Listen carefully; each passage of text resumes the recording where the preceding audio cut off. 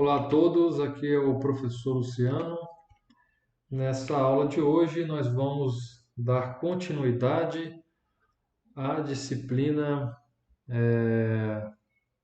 de exames laboratoriais, especificamente aí na avaliação hematológica do sangue, tratando hoje do exame coagulograma. Então, nós vamos discutir um pouco aí quais são os exames que compõem, né, o coagulograma e para que servem, tá? Então nós temos hoje, basicamente aí, quatro exames, tá, que compõem o coagulograma, que é que são as contagens de plaquetas, o tempo de sangramento, o tempo de protrombina e o tempo de tromboplastina parcial.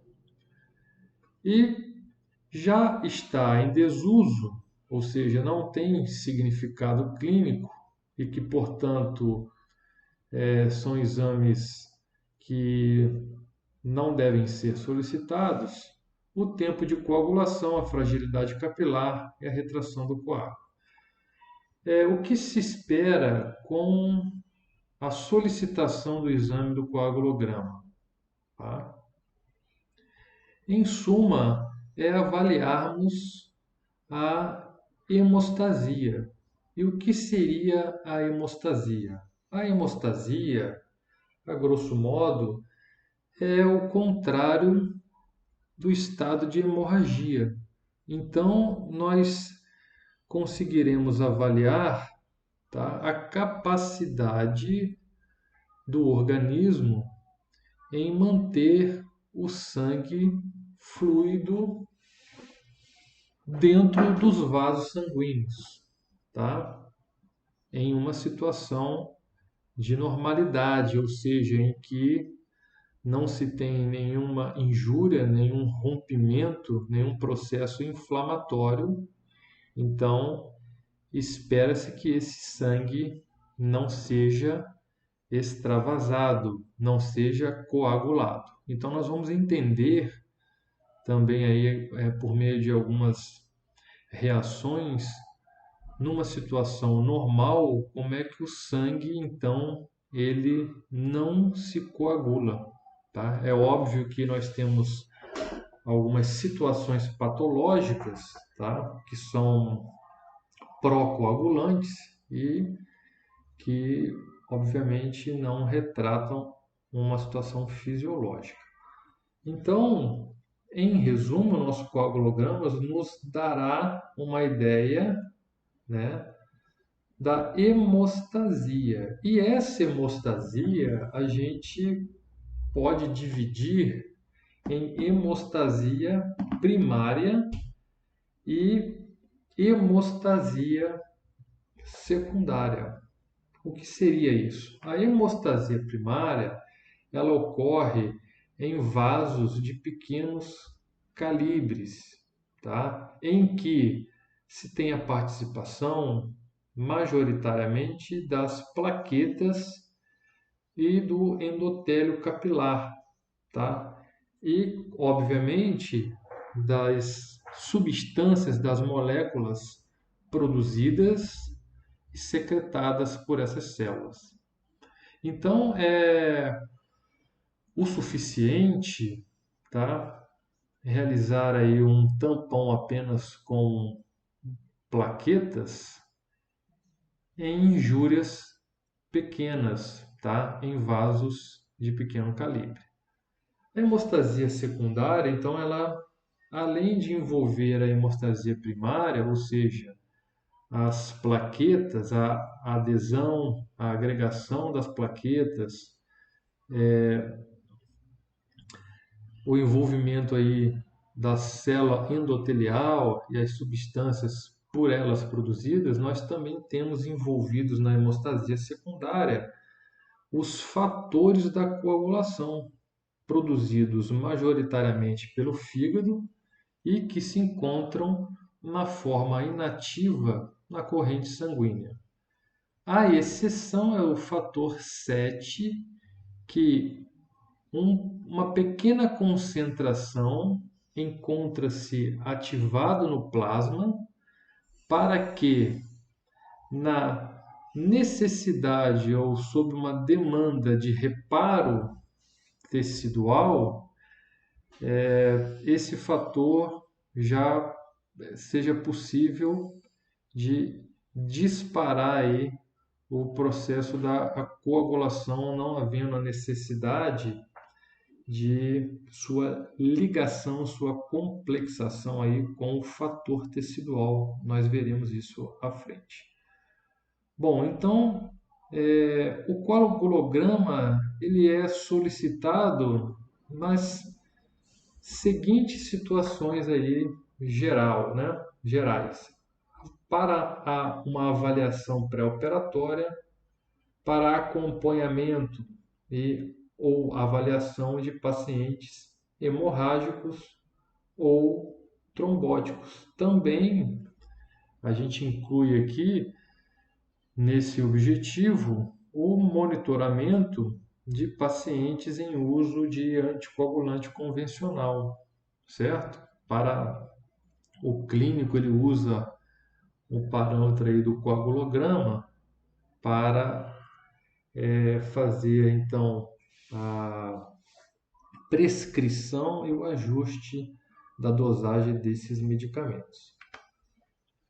Então, como a gente acabou de falar, pela avaliação da hemostasia primária, nós temos aí a quantidade de plaquetas e também a gente tem a possibilidade de avaliar a função dessas plaquetas, por exemplo, aí por meio de uma extensão sanguínea de qualidade. Então, nós temos os valores médios normais, tá, da contagem de plaquetas, que pode variar, né, a depender do laboratório, do método utilizado, e que também esses resultados nos levam a seguintes hipóteses, né? Por exemplo, em um aumento de plaquetas ou um aumento de trombócitos, que são palavras sinônimas, a gente tem uma situação chamada de trombocitose, tá? Que ocorre após hemorragias, lesões endoteliais, fraturas ósseas e na trombose vascular. Tá?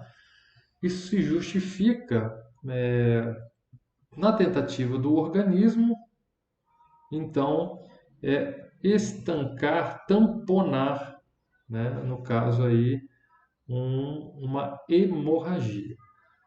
Nós temos a situação que o contrária, que seria a diminuição das plaquetas ou dos trombócitos, que é chamada de trombocitopenia, que a gente encontra aí em algumas situações como aplasia e hipoplasia medular, ou seja, quando a medula óssea está hipofuncionante, tá? Em casos que nós temos aí o aumento do clearance, tá, de plaquetas pelo baço, ou numa situação do aumento da destruição das plaquetas, como ocorre na púrpura autoimune. Então, nós temos o seguinte, inclusive os sinais, tá, de uma desordem da hemostasia, seja ela primária, seja ela secundária, nós temos aí sinais distintos. Você tem, por exemplo, sinais, no caso de hemostasia primária comprometida, de petequias, né? E no caso da hemostasia secundária, de hemorragias, tá? E hemartroses mais profundas. Então, nós vamos falar um pouquinho aqui de alguns fatores envolvidos na função plaquetária, né? Que, como a gente acabou de discutir, ela faz parte da hemostasia primária, uma vez que basicamente é envolvida essas células, o fator de von Willebrand e as células endoteliais, tá? Como adiante veremos também os fatores envolvidos na coagulação, que aí a gente tem os fatores da coagulação, né?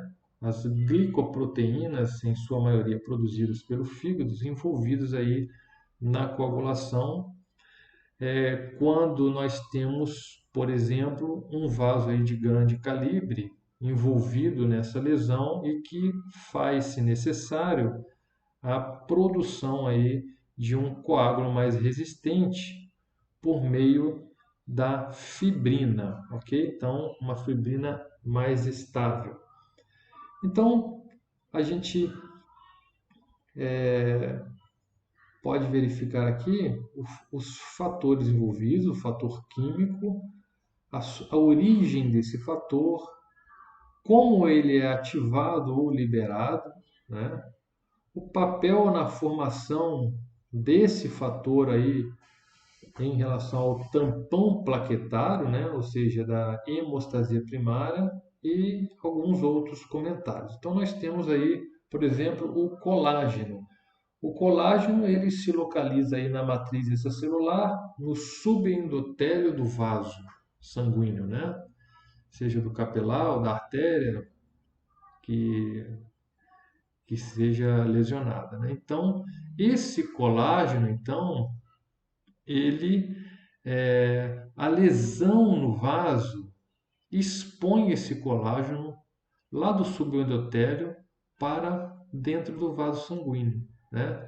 E isso ocorrendo é fundamental para que as plaquetas circulantes, tá, iniciem a sua formação aí no caso de adesão, que aí nós vamos ver a seguir aí em relação à necessidade do fator de von Willebrand, mas é essa exposição do colágeno do subendotélio do vaso, tá, para a luz do vaso, que ativa as plaquetas, né? Facilitando então a adesão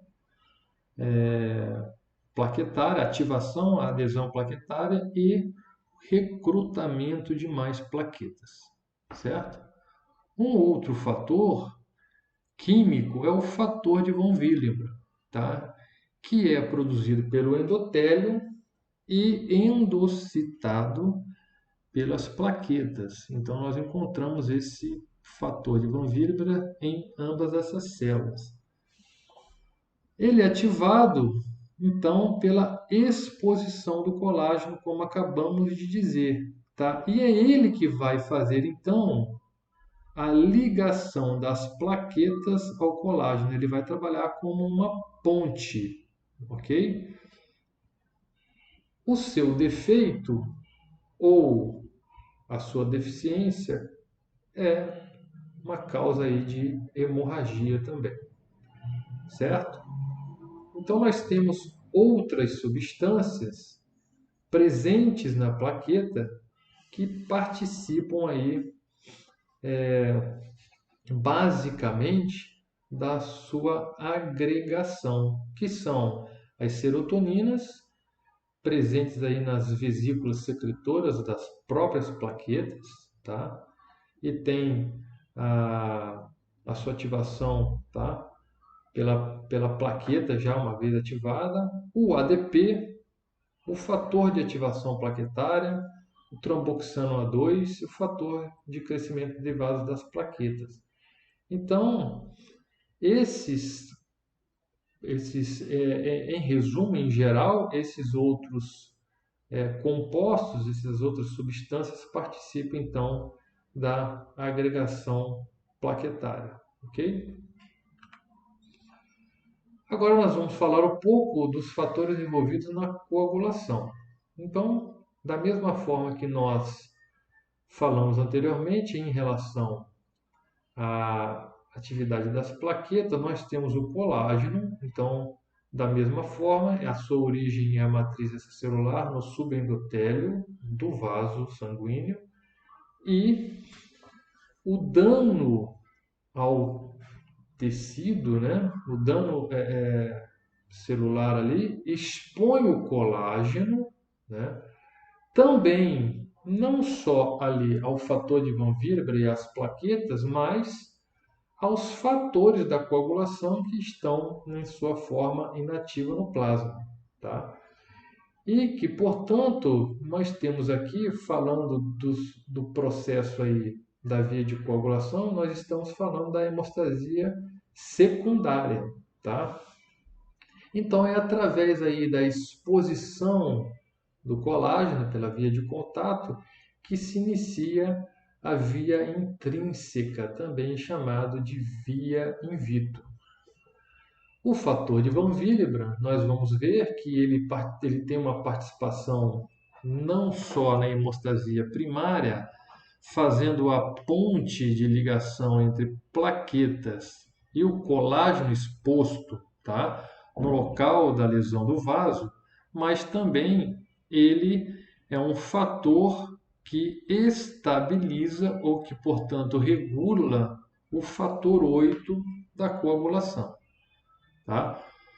Da mesma maneira, nós vamos verificar que tem algumas patologias na deficiência do fator de Van Willebrand, que é a doença de Van Willebrand, que cursa aí com sangramentos.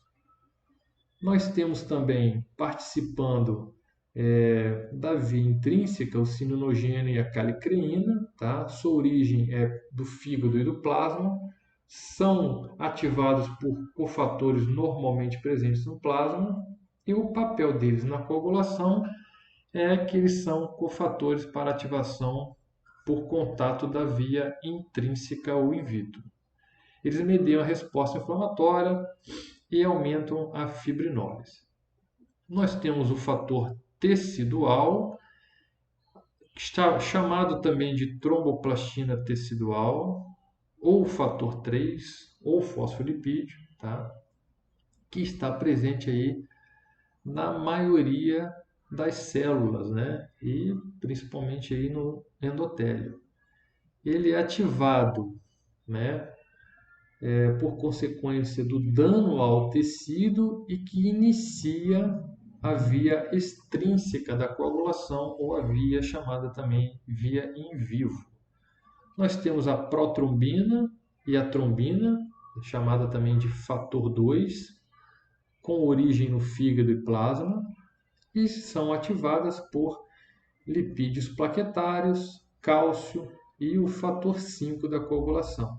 Tá? O papel dela na coagulação é de ativar, tá? No caso, o fibrinogênio em fibrina, ao final formando uma rede estável, tá? Entrelaçada com ligações cruzadas de fibrina, formando um coágulo estável.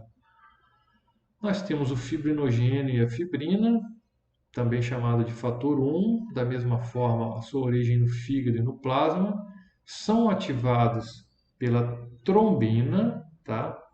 Então, para formar aí fibras insolúveis que estabilizam o tampão plaquetário, ok? O fator estabilizador da fibrina, que é chamado também de fator 13, que é produzido no fígado e nos megacariócitos, tá? São ativados pelas plaquetas e o papel na coagulação, né, seria aí a realização de ligações cruzadas, né, um cofator para estabilizar o polímero de fibrina. O cálcio, que também era chamado de fator 4 da coagulação, tá? Ele é um íon, né, que circula aí pela corrente sanguínea. Ainda não se sabe a forma, o meio pelo qual ele é ativado, mas que ele é necessário para várias etapas envolvidas aí na cascata da coagulação. E aí, a gente falou um pouco dos fatores envolvidos, tá, na coagulação e na função plaquetária. Mas o que ocorre é que diante de uma lesão no vaso sanguíneo, espera-se que essa adesão, ativação, adesão e agregação plaquetária e também a formação aí do coágulo seja limitada ao local da lesão, ok? Então nós temos mecanismos, tá? Contrários, ou seja, mecanismo anticoagulantes, que também estão ativados concomitantemente ao processo da coagulação, justamente para fazer esse papel aí de limitar o coágulo ao local, tá? Porque do contrário, disseminaria, né, ao longo aí dos vasos sanguíneos esse coágulo, ocorrendo aí provavelmente a obstrução destes vasos. Então, os fatores envolvidos na fibrinólise, ou seja, que é na quebra da fibrina, né, na dissolução dessa fibrina, ou seja, esse coágulo ele deve ser mantido o tempo suficiente para o reparo celular e logo então deve ser dissolvido, ok? Então nós temos aí mecanismos reguladores anticoagulantes, que são plasminogênio e a plasmina. Aqui nós estamos falando dessa forma como nós falamos do fibrinogênio e da fibrina, né, da protrombina e da trombina, como zimogênios e enzimas ativas, tá? Então, a origem do plasminogênio e da plasmina é no fígado e no plasma, tá? São ativados aí basicamente pela trombina, tá? E pelo fator tecidual aí, né, do plasminogênio, com o papel de dissolver a fibrina e o fibrinogênio, né? Justamente para estancar e para parar essas reações autocatalíticas, né, da coagulação, ou seja, para que se evite que esse coágulo se dissemine para além do local lesionado, ok? Então nós temos aí outros fatores, o ativador tecidual do plasminogênio, né? Tem origem em vários tecidos. Normalmente ele está presente aí na corrente sanguínea e aumenta os níveis com estresse e a proteína C, que também é uma proteína envolvida, tá, no processo anticoagulante, ou seja, na fibrinólise, certo? Nós temos a antitrombina 3 e prostaciclina. Todas essas substâncias, então, agem de forma anticoagulante, ou seja, após o reparo tecidual, na degradação dessa rede de fibrina estável que foi formada. Bom, esse diagrama aqui a gente pode ilustrar como ocorre, tá, após aí um evento de vaso sanguíneo danificado, certo? Então, nós temos aí a via podendo ocorrer aí, seja pela via extrínseca ou intrínseca, tá? Para a cascata da coagulação. No caso da via extrínseca, quando o fator tecidual ele é exposto, tá? Pelas células lesionadas, então, como eu falei no início, ele se complexa com o fator 7, que está presente na corrente sanguínea, tá? Na forma inativa, embora, como nós comentamos, há uma concentração aí pequena de fator 7 já ativado para agilizar o processo de ativação da cascata. Então, pela via extrínseca ou pela via in vivo, nós temos então a exposição desse fator tecidual, que é o fosfolipídio, e ele ativa o fator 7. Ativando o fator 7, esse complexo fator tecidual com o fator 7, tá? Eles vão dar sequência na cascata da coagulação, ativando outros fatores, fator 10 e outros fatores da via comum, para até a formação de trombina, ok? A partir daí, dessa formação de trombina, também pela via intrínseca, né, nós temos aí uma produção de uma quantidade maior até de trombina, suficientemente capaz de continuar as reações e ativar o fibrinogênio em fibrina, realizando então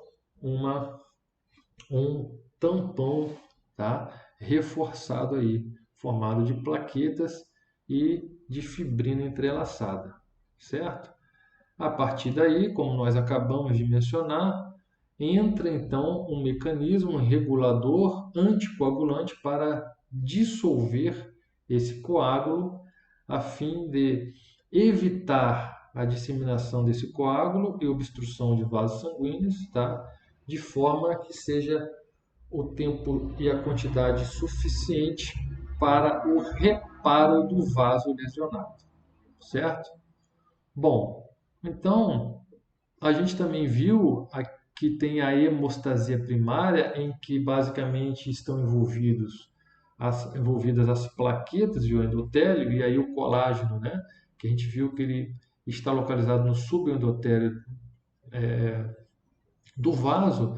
Então nós temos aqui a via aí da hemostasia primária. Esse colágeno exposto, ele pode tanto ir para a cascata da coagulação via intrínseca ou in vitro, mas também, tratando-se de vasos de pequeno calibre, ele ser o suficiente aí para ativar as plaquetas, né, por meio do fator de von Willebrand também. A gente verá adiante algumas substâncias também produzidas pelo próprio endotélio, tá? E pelas plaquetas que também fazem a vasoconstricção no local, também para auxiliar aí na contenção da hemorragia, ok? Então, uma vez esse colágeno exposto, as plaquetas são ativadas, elas aderem, agregam ao endotélio por intermédio ou pela ponte, né, da glicoproteína chamada von Willebrand, e as plaquetas então formam aí um tampão frouxo, né, não o suficiente para conter uma hemorragia de vasos de grande calibre, por exemplo. Certo, pessoal? Então aqui nós temos aí um desenho que representa a hemostasia primária, a hemostasia secundária e o evento aí antitrombótico, anticoagulante, certo? Então nós temos inicialmente, a partir de uma lesão em algum vaso qualquer, nós temos então a vasoconstricção desse vaso lesionado, certo? Então, na hemostasia primária, como a gente acabou de mencionar, nós temos então a exposição do colágeno, localizado aí no subendotélio, que irá ativar, né, as primeiras reações aí entre a plaqueta e o colágeno para a hemostasia primária. Então, uma vez esse colágeno exposto, ativa o fator de von Willebrand, que faz a ativação aí das plaquetas, a sua aderência e, consequentemente, nós temos aí a liberação dos grânulos, né, alfa aí da plaqueta, de outras substâncias como o ADP, o tromboxano A2, que irá também fazer o estímulo ao recrutamento de mais plaquetas para realizar aí a agregação, né, esse tampão hemostático primário, chamado também de um tampão frouxo, tá? Na hemostasia secundária, então, nós temos, como visto, um envolvimento obrigatoriamente aí dos fatores da coagulação plasmáticos, tá? Então, além desse tampão frouxo, ele é reforçado é, pela própria situação aí, pela extensão dessa hemorragia, dessa lesão, desse processo inflamatório, até porque não é só por consequência de um rompimento de vaso, né? Então, também envolvendo outros tipos de vaso, né, de grande calibre, é necessário o envolvimento, então, dos fatores da coagulação, certo? E nós vimos que esses fatores eles são ativados, né, seja pela exposição do colágeno, pela via intrínseca ou in vitro, seja pela exposição do fator tecidual, que inicia então a cascata da coagulação pela via in vivo ou pela via extrínseca, certo? Então, esse fator tecidual exposto, ele será, ele ativará o fator 7 e se complexará com ele. E a partir de então, iniciará a cascata da coagulação pela via comum até ao final a formação de uma fibrina estável, tá? E um tampão estável, certo? O suficiente e limitado no local da lesão, a fim de que se evite a disseminação desse coágulo e a obstrução dos vasos. Bom, o controle é necessário. Então, há de se ter aí um mecanismo anticoagulante, então, para realizar a dissolução desse trombo, desse coágulo formado, tá? Após o reparo tecidual, certo? Que aí a gente já comentou os fatores que estão envolvidos na fibrinólise, né? Fatores anticoagulantes, certo? Trombobondulina, é, a gente tem também o fator plasminogênio tecidual e algumas proteínas, né? Proteína S, proteína C, que estão envolvidas aí nesses eventos antitrombóticos. Bom, então aqui mais uma vez, para ratificar o que nós estamos falando, nós temos aqui uma representação aí das células endoteliais, tá? Tecido conjuntivo, subendotélio, o subendotélio, onde está localizado o colágeno, e uma situação aqui no sangue periférico, em que a gente tem a prostaciclina, né, que evita que haja agregação plaquetária, e que, portanto, é um processo de coagulação numa situação normal, tá? Justamente pela ação dessa substância e também da própria trombina, tá? Então, a própria carga das plaquetas fazem com que elas também não se aderem aí ao endotélio, ok? Nós vimos também, nós falamos do fator de Van Willebrand, que ele participa tanto da hemostasia primária quanto da secundária, porque é ele que faz a ponte entre as plaquetas e o colágeno na hemostasia primária, é ele que estabiliza o fator 8, né, que é o fator que está também relacionado com a hemofilia, né, a hemofilia A. Então, ele também participa dessas duas vias, realizando aí essas duas funções, certo?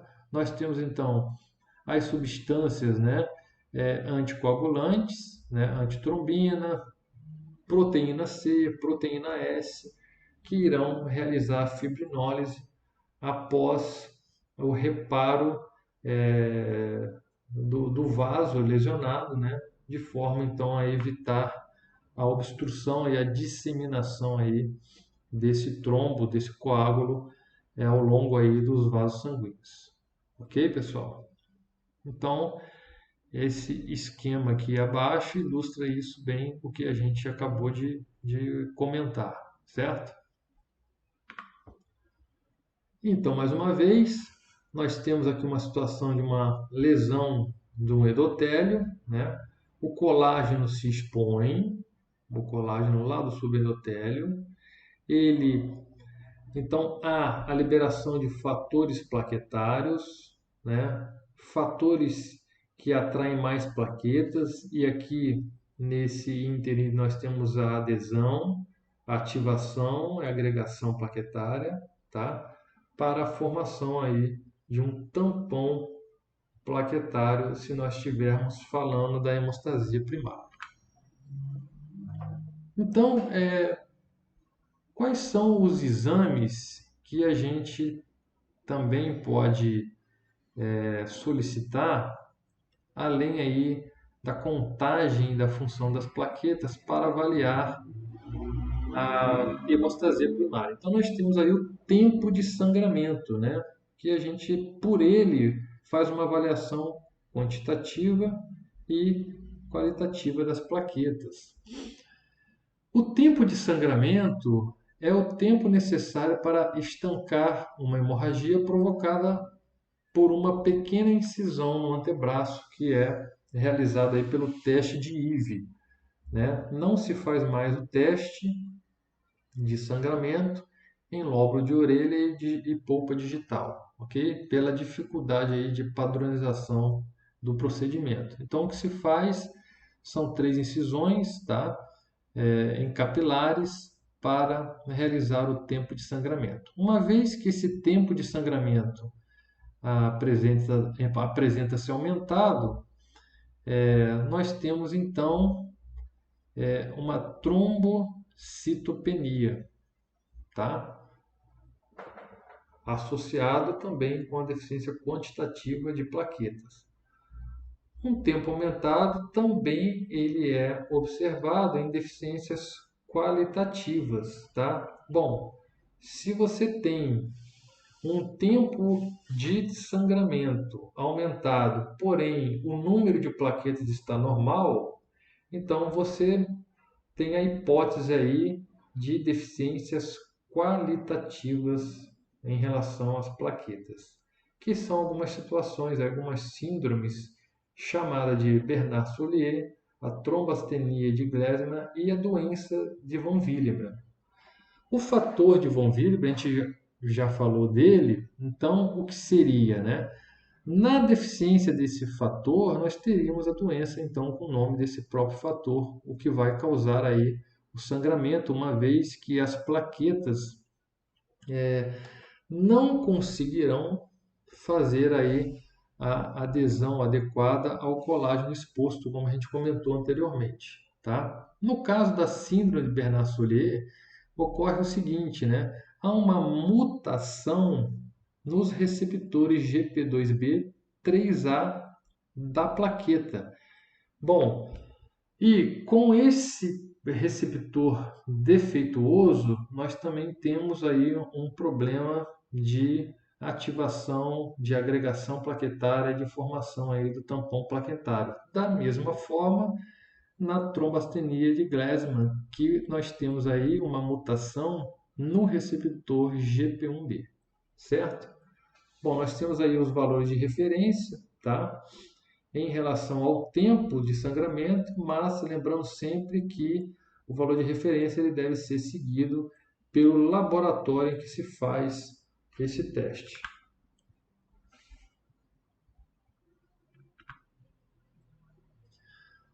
Então, nós temos aqui, mostrando um pouquinho, os fatores da coagulação, tá? A maioria deles são nomeados aí, né? São identificados, melhor dizendo, através de algarismos romanos. E esses números eles foram dados a esses fatores, tá? Conforme na ordem cronológica de descoberta, tá? Então nós temos aí o fator 1, que é o fibrinogênio, nós temos o fator 2, que é a protrombina, o 3, que é a tromboplastina, que é o fator tecidual, que é o fosfolipídio, o 4, hoje em dia somente chamado de cálcio, tá? O fator 5, o fator 7, tá? O fator 9, o fator 8, tá? Vejam, o fator 8 e o fator 9 são fatores que estão envolvidos aí na hemofilia, né? O fator 8 na hemofilia A e o fator 9 na hemofilia B. Fator 10, 11, 12, 13, pré-calicreína, sinogênio de alto peso molecular, e as proteínas CSZ envolvidas aí no processo de fibrinólise, ou seja, na reação de anticoagulação. Bom, um outro exame que aí agora nós vamos avaliar a hemostasia secundária e iremos avaliar também por meio deles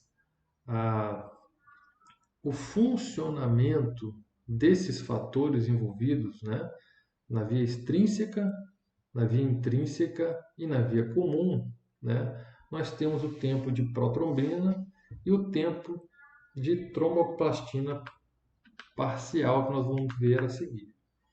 Então, o tempo de protrombina é a avaliação da coagulação pela via extrínseca ou pela via chamada também in vivo.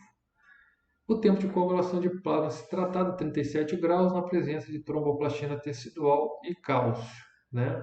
Quando se faz esse exame, tá? O que nós temos de resultado em relação a esse exame?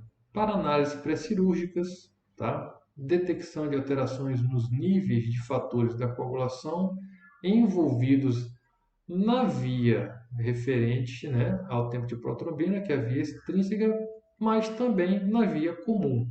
Tá?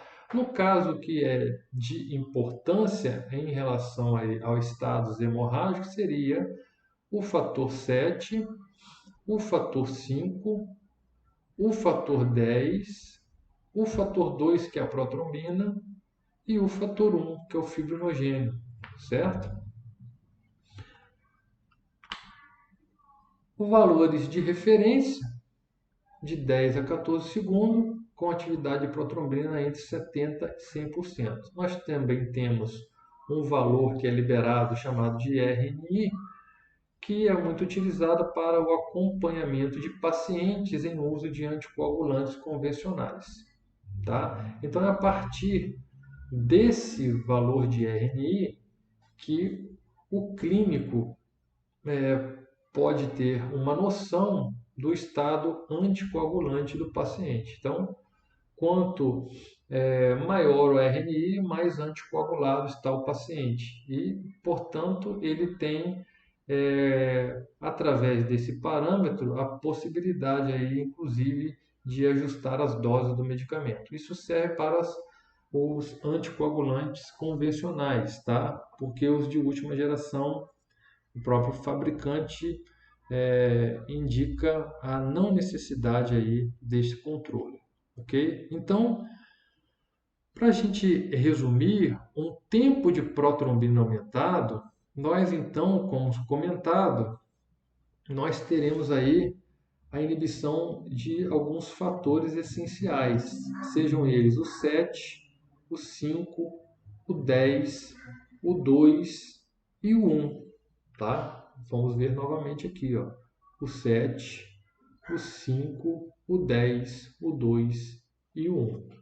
Então, um tempo aumentado para a formação de protrombina até aqui pode significar uma deficiência em um ou mais desses fatores relacionados com a via intrínseca, que somente é o fator 7, e os demais da via comum. Bom, para nós nutricionistas, a gente tem aqui, em relação ao tempo de protrombina, uma coisa também interessante, tá? Por quê? Os fatores 2, 7, 9, o qual ele é avaliado, nós vamos ver a seguir, pela via intrínseca, e o 10, eles são fatores dependentes da vitamina K, tá? Ou seja, a vitamina K ela atua como um cofator na ativação desses fatores da coagulação. Então, há de se investigar a hipótese de deficiência de vitamina K quando nós temos um tempo de protrombina aumentado, tá? Por essa razão, tá? Obviamente, caso o paciente não seja usuário de anticoagulante cumarínico, né? O qual inibe a vitamina K. Bom, em relação ao fibrinogênio, então a gente pode investigar aí doenças hepáticas, tá? O monitoramento do uso contínuo de anticoagulantes e alguma deficiência congênita ou adquirida desses fatores envolvidos, no caso, para o tempo de protrombina, os fatores envolvidos aí na via extrínseca e comum, conforme nós já citamos. Nós temos um outro exame que é o tempo de tromboplastina parcial, tá? Que essa tromboplastina parcial, ela vai avaliar a via intrínseca, tá? Da coagulação. Então, é a avaliação da coagulação de plasma descalcificado, 37 graus, com fosfolipídio vegetal mais cálcio. Avalie, então, os fatores envolvidos na via intrínseca ou in vitro e também da via comum, ok? É uma análise pré-cirúrgica, detecção de alterações desses fatores, tá? Da via intrínseca e também da via comum. Então, um valor médio de normalidade entre 20 a 35 segundos, sempre relembrando que é importante seguir o valor de referência adotado pelo laboratório, tá? E quando nós temos aí um TTP aumentado, nós temos a inibição dos fatores envolvidos aí na via intrínseca e na via comum, sejam eles a pré-calicreína, o cininogênio de alto peso molecular, o fator 12, o fator 11, o fator 9, o fator 8, o fator 5, o fator 10, o fator 2 e o fator 1, tá? Lembrando que no caso do teste do TTP, nós temos aí o fator 9, que a gente mencionou aí no slide anterior, ele é vitamina K dependente, tá? Então há de se avaliar antes, né, ou concomitantemente a possibilidade de hemofilia ou de deficiência de vitamina K, tá? Também a deficiência aí no caso do fator 8, deficiência de fator de von Willebrand, que a gente viu que esse fator também estabiliza, tá? O fator 8 da coagulação, tá? E o fator 11, que está relacionado aí também com hemorragias, que são, por exemplo, hemorragias descobertas em alguma situação que o paciente ele seja submetido, como por exemplo extração de dente, tá? Outros fatores não estão envolvidos aí com a sua deficiência, não estão envolvidos aí em estados hemorrágicos, como o fator 12, o fator 13, por exemplo. Tanto é que ele é da via comum, mas que nem são avaliados no caso aí de um tempo alterado, seja de TTP ou de TP. Tá? Da mesma forma, em relação ao fibrinogênio, fazer a avaliação aí, a investigação para doença hepática, para o monitoramento de anticoagulantes, o uso de coagulantes, no caso de pacientes em uso, né, de anticoagulantes convencionais, e a deficiência congênita adquirida dos fatores envolvidos. Nesse caso aqui, nós temos o exemplo dos fatores 8 e 9 da hemofilia, né? Então, nós temos um resumo aqui em relação ao tempo de protrombina, o tempo de tromboplastina parcial e em relação à via comum, no que concerne à investigação aí dos fatores que possam estar envolvidos, uma vez que esses exames deem resultado alterado, ou seja, com um tempo aumentado.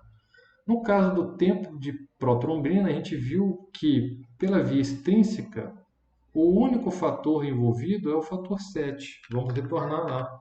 Somente esse aqui, né? Porque os demais são da via comum, 5, 10, 2 e 1. 5, 10, 2 e 1, ok? Então, pelo TTP, nós temos a pré-calicreína, o cininogênio de alto peso molecular, tá? Eles têm funções, mas que a deficiência, a mutação nessa substância também não causa estado hemorrágico, como o 12, a gente acabou de comentar, porém o 11, né? Ele pode ocasionar, sim, sangramentos em pacientes, por exemplo, como a gente acabou de falar, que recebam aí, submetam a algum trauma, né, como a extração de dente. Ok? Então, nós temos aí esses fatores envolvidos, tá? Sem hemorragia, a exceção do fator 11. Nós temos o fator 9 e o fator 8 que estão envolvidos aí com a hemofilia, certo? Então, aqui, ó, o 9 e o 8. E aqueles da via comum, né? Ou seja, é da via comum, porque tanto no TP e no TTP, né, ambos vão chegar nessa via, tá, desses fatores.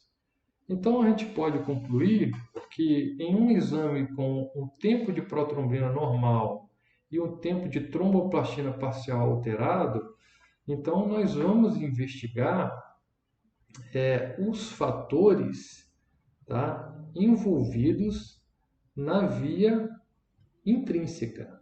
O fator 12, 11, o 9, o 8, a pré-calicraína, o cinogênio de alto peso molecular.